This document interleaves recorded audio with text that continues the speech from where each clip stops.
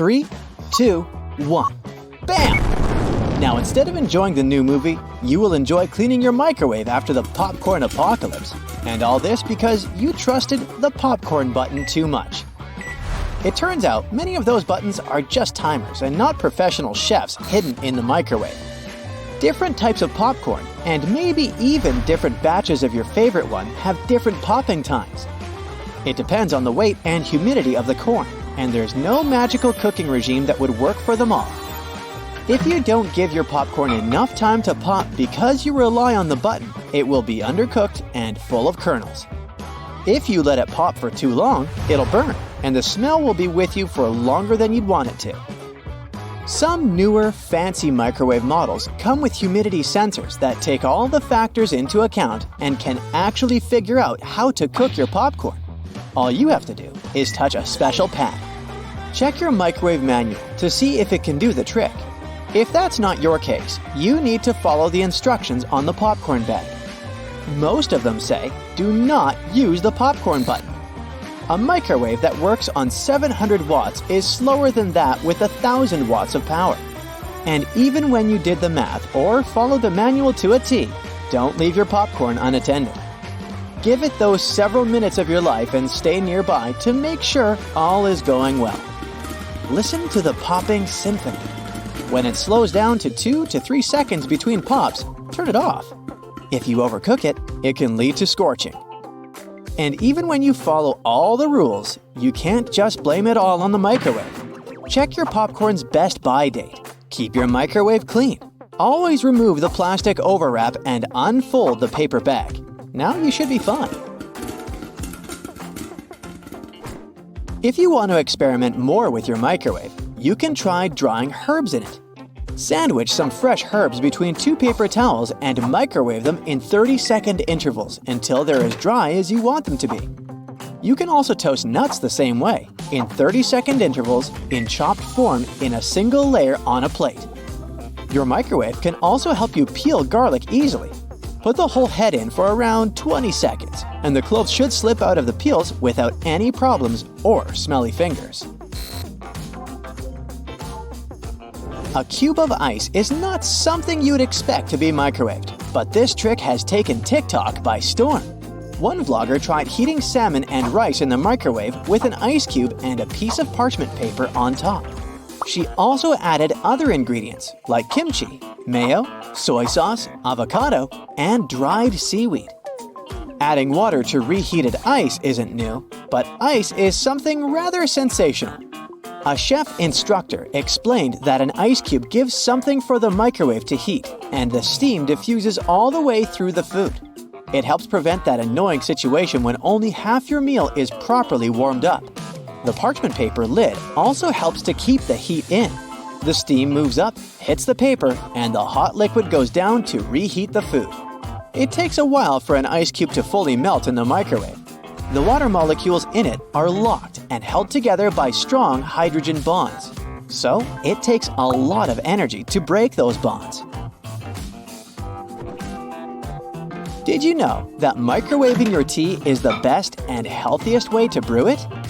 Australian scientists proved that this way you can squeeze out all the good stuff in your cuppa.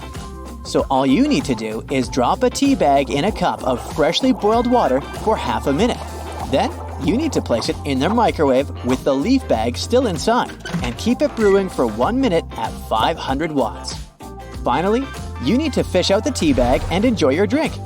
A cup of green or white tea has more antioxidant benefits than a portion of broccoli, spinach, carrots, or strawberries. And now, all the benefits are yours. Brewing tea in a microwave is a great alternative to an electric kettle. That kitchen gadget most American households don't have. Yet, they're super popular in the UK. The reason is simply the difference in efficiency. Most American homes run on around 100 volts, and the UK and many other countries use between 220 and 240. The lower the voltage, the slower the speed that the appliance has. So, if we do some simple math, it will show that it would take the same kettle around 1.5 minutes longer to get to boiling temperature in the US than in the UK. The microwave oven that made the lives of so many people easier was invented by accident in the 1940s. Its creator, Percy Spencer, was trying to design a more efficient and effective way to mass-produce radar magnetrons. It's a kind of electric whistle that creates vibrating electromagnetic waves. Spencer was testing one of his magnetrons when he put his hand in his pocket to have a snack. The peanut cluster bar he had inside had melted and turned into a gooey mess. So he couldn't enjoy his snack, but he realized that something unusual had just happened. Spencer ran another test with the magnetron, this time on an egg under a tube. The egg blew up just moments later. The following day, he popped corn kernels with the new invention. And that's how the first prototype of the microwave was born. It's one of the several inventions from the 40s we still use and love today.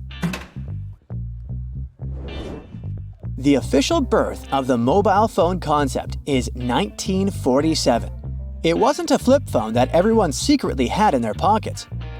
Back then, AT&T proposed to the Federal Communications Commission to dish out a ton of radio spectrum frequencies to make the dream of widespread mobile telephone service a reality. Bell Laboratories introduced the idea of cellular communications the same year.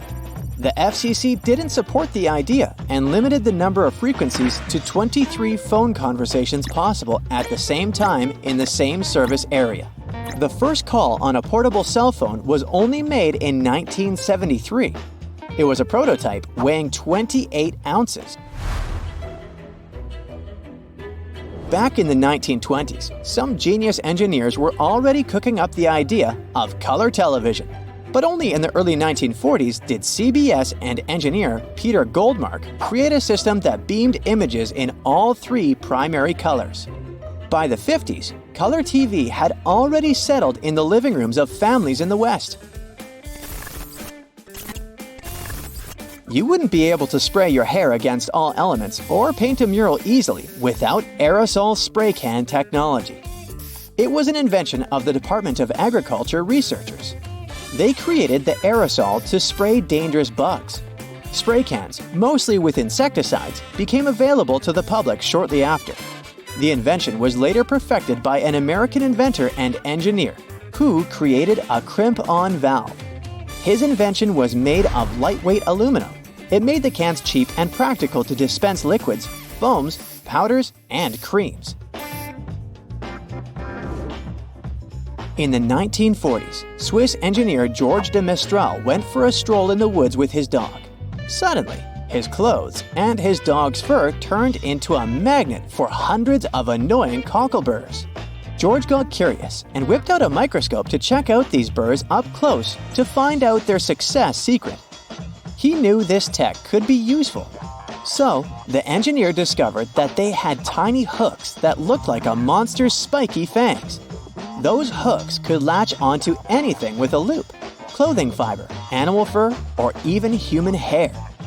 De Mestral realized he could mimic this burr magic, and that's how Velcro was born.